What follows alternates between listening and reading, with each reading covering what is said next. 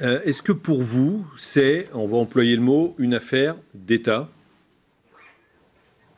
Bien sûr, c'est ce que nous disons en accumulant les pièces du puzzle. Il y a un fait divers au départ, c'est-à-dire un jeune collaborateur de président de la République qui se comporte comme un nervi dans un régime autoritaire.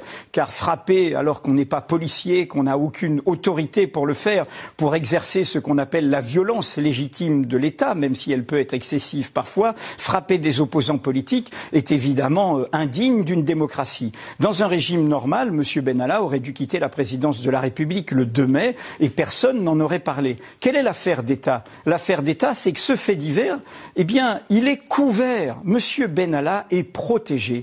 Monsieur Benalla est soutenu, est aidé et on le voit dans toute sa morgue actuelle, il bénéficie d'une sorte d'impunité.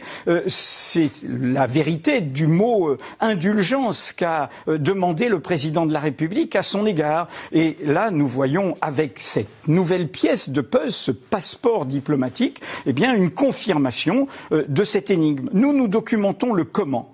Monsieur Benalla est à l'évidence protégé au plus haut sommet de l'État. Le pourquoi, eh bien, c'est la question qu'il faut poser aujourd'hui à la présidence de la République. Et est-ce que vous avez une idée sur ce pourquoi ? Parce que c'est évidemment, après toute votre démonstration, la question qu'on a en tête.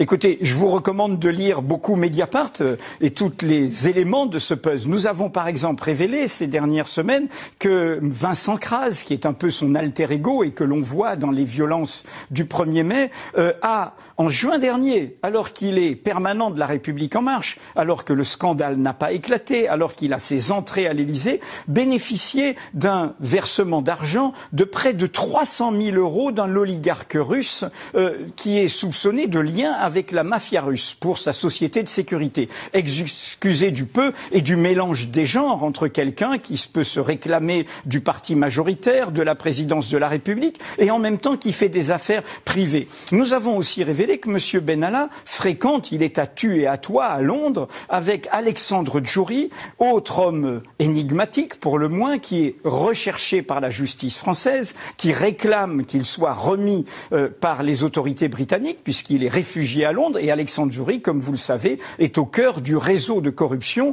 qui est mis en cause dans l'affaire qui menace M. Sarkozy. Et dans le même moment, toute la presse se fait état des repas, dîners, déjeuners, conseils pris par M. Macron auprès de M. Sarkozy.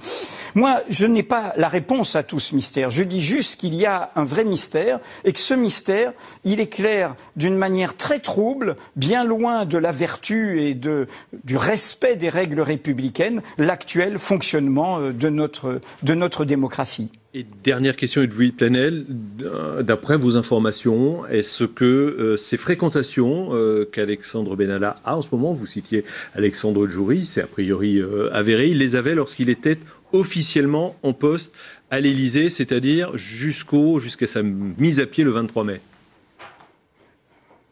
Vous posez une bonne question. Il est intriguant qu'un jeune homme qui avait 26, 27 ans, là, au moment où tout cela est sorti, se comporte aujourd'hui comme un homme d'affaires accompli, puisse aller dans plusieurs pays africains, au Tchad, au Cameroun, en Israël, défendre des intérêts de pays étrangers, en l'occurrence de sociétés étrangères, turques et qataris, comme nous le documentons, et se balader, être reçu à la réception officielle pour la fête de l'Arabie Saoudite, à l'ambassade saoudienne à Paris, avoir un grand train de vie, être dans des hôtels très chics, se déplacer dans beaucoup de pays étrangers, tout cela, quelques mois à peine, après avoir été licencié d'un poste qui normalement n'aurait pas dû l'enrichir. Donc on peut se poser en effet beaucoup de questions et ce que je viens d'indiquer à propos de son acolyte Vincent Kras et de ce qu'il a reçu près de 300 000 €, je le répète, d'un oligarque russe, comme nous l'avons révélé il y a 15 jours sur Mediapart, eh bien, peut permettre de s'interroger pour se demander si ces personnages qui sont un peu des outsiders de la sécurité, ni policiers, ni gendarmes de profession, ne faisaient pas en même temps de la sécurité pour leur compte et pour leurs propres affaires privées, avec, encore une fois, ce sauf-conduit de la présidence de la République. Je le répète, tout cela constitue à tout le moins une affaire d'État.